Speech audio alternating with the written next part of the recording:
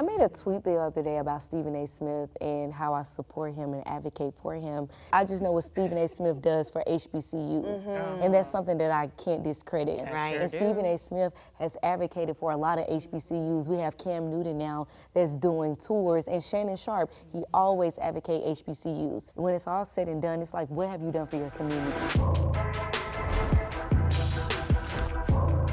Welcome to the brand new season of Listen to Black Women. I'm Lore'l, joined by my beautiful co-host, Jessie Woo. Have you ever had an issue where, because you said you are cool with a lot of the players' wives as well. I got into a situation one time where I was interviewing someone and his wife came up and she was like, no, she can't interview him. In the middle of the interview. Well, damn. I guess she had, I guess, an issue with how friendly he was being just by talking. And FYI, It was him. an older man, very much older, and no issue. And then she ended up having to apologize because I guess she really just didn't know who I was, which is fine. But have you ever had an issue where somebody may not have known who you were and the wife may have had an issue with them interviewing you? No, I've never had that problem. No one has ever addressed me, but there's definitely been conversations about it where, you know, there weren't, you know, some sort of transparency. Because, hey, if you see a nice looking woman speaking to your man, you don't even have to be in sports. You'll be like, hey, who is this woman and why are you guys are so close? What exactly are you talking about? So what I try to do, I always try to make the woman feel comfortable. I never try to make it feel like I'm on her toes or you beneath me and I got this person's attention, because that's the wrong way to go about it. Right. But sometimes you just can't help that you are a beautiful woman, and some women are just intimidated or, you know, insecure. Or, you know, some things, I sometimes feel like you can't throw that insecurity word, because you can not be insecure and your person can just not be a loyal person. That's you can be the right. most secure person, be confident, and have your stuff together, and you can't control what another person does. So I just try to do my best and make that person feel comfortable, because, you know, if you have that relationship with that person and they know that it's genuine, you can go further than where you are now. But no, I've never, you know, had anyone to address me. But that means you were doing your job too damn good for them to come and address you. Yeah. Oh, I was fine. I just said, we'll cut the whole interview. Don't worry about it. Don't worry about it. If you could change one thing about the sports world tomorrow to better support women, especially black women, what would it be? Hire more women. Hire more black women. Period. The end. The end. No, And literally. pay, Give us our and coin. give the pay that, Give the that coin. we Absolutely. deserve. Yes. For sure. Yeah. You know, you see how you have green hair and you look flawless and you have a seat at the table? I want to see more of that. Yeah. Yeah. You don't have to always wear a suit or a tie to be professional and to have the job. You can just be your true, genuine self. So that's something that I definitely want to see, and that's what I love about social media, because it's highlighting other women that I've never seen before that's qualified. Yeah. And I just feel like you don't have to be, you know, qualified to be called. You know, sometimes people call the qualified. You're already qualified and you just need a seat at the table. Come on, Pastor I know. Janerica. Okay, yeah. It's at Memphis coming Okay. That's her stockings coming out. The stockings. What do y'all feel like is necessary to get there? Like, do you think that there has to be more of us speaking out? Do you think that the men need to start backing? Like, what do you think Wouldn't that be nice what if does they that did? look like? The men backing, but also us supporting each other. Sometimes we're our own downfall. Yeah. Yeah. You know, like she was speaking on earlier about like being intimidated by other women or feeling like someone is taking your position. Like, what's for you is for you. Yeah. So we can support and all elevate together. Yeah. But we hinder ourselves. Yeah. That's very true. Very I just good. feel like everything is competition. Yeah. What is the sports journalism world like? Like, do you guys all know each other? Like, are you guys friendly? Because I feel like in media, like, we all know each other. We all know each other. It's very like that close-knit. with sports. We all know each other. Yeah. Everyone is friendly. You can be a shoulder to lean on. And you have some people, you know, you may not know, but it's not that hard to say, hey, hello, I'm here.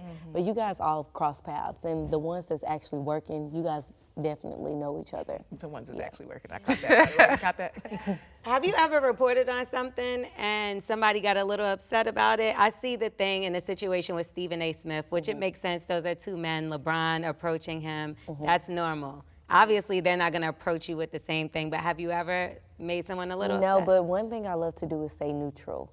I made a tweet the other day about Stephen A. Smith and how I support him and advocate for him. And I didn't get backlash, but there were a lot of people that were saying, "Hey, you got Janerica, backlash. look out for Stephen is us." not- We don't like. Stephen is- But when I spoke from my point of view, I just know what Stephen A. Smith does for HBCUs, and that's something that I can't discredit. Yeah, of course. When you just graduated college, where it's a lot of college students, they have the opportunity to give their takes on First Take, and it's like, I'm not going to say without Stephen A. Smith, but without the producers, we got to give our producers credit, because it's not just about the reporters and the anchors and the hosts. The producers create the game plan. Right. And Stephen A. Smith has advocated for a lot of HBCUs. We have Cam Newton now that's doing tours, and Shannon Sharp, he always advocate HBCUs. So no matter what happens in your personal life, I want to know what you do for the public. And that's what I commend when it comes to Shannon Sharp. We don't have to always agree, but what are you doing for the younger generation? When it's all said and done, it's like, what have you done for your community? Shannon was spending a lot of time with the younger generation. He was. But we still gonna give him his flowers. But it wasn't from our community, to be clear. That was from somebody else. We're gonna give him on his the HBCU community. I understand what you're saying, which is very, very true. I just want to put into perspective put that a lot of things into. I just want to put into perspective. I think it wasn't. I don't think that you did anything wrong. I just think people said whatever they said about Stephen because he in his MAGA bag real hard right now. So that's why they said what he said. They said what they said about him. No, would you vote for him? Hell no. Would you vote for him? No, she wouldn't. No, she wouldn't. I just feel like if you guys had a personal relationship, it would be different. Because let's say it's just like when you meet friends, you guys may not always hang out with the same circle, but how I treat you personally, I may not treat her. Or how I treat her, I may not treat you, but that doesn't mean I'm not a good person to her. You know? Yeah. So I just feel like it's what it all boils down to, what type of relationship do you have with that person? And it may be biased, but I just feel like, some students or, some people that do work for ESPN, they can only go about how that person treat them, if that makes sense. So how do you guys plan on pouring into the next generation? Because y'all are doing so well in your respective careers. I feel like you've been pouring a lot into our generation. Yeah, I mean, I mentor like younger girls, but I also support, even when we lost our coaching job, like I still was supporting the girls. I still show up at the games. I still promote it because I do want to see it continue to grow. And that's one part that I do love about coaching, and I still want to continue to do that, is I've been there. I've experienced what they're dealing with on the court, but also off the court with building your brand. Yeah. And a lot of people haven't. And I think that's vital for how everything is moving now. Yeah. What do you think about people that feel like they're bigger than a team? Because you do have big egos now, and you do have certain people that are known versus some that are not getting that NIL money. They're not getting, the opportunities. How do you curve that?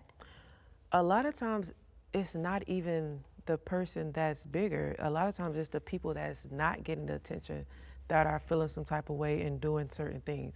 And that's what I speak on. Like, you can't be jealous of other people's blessings. Like, what's for you is for you.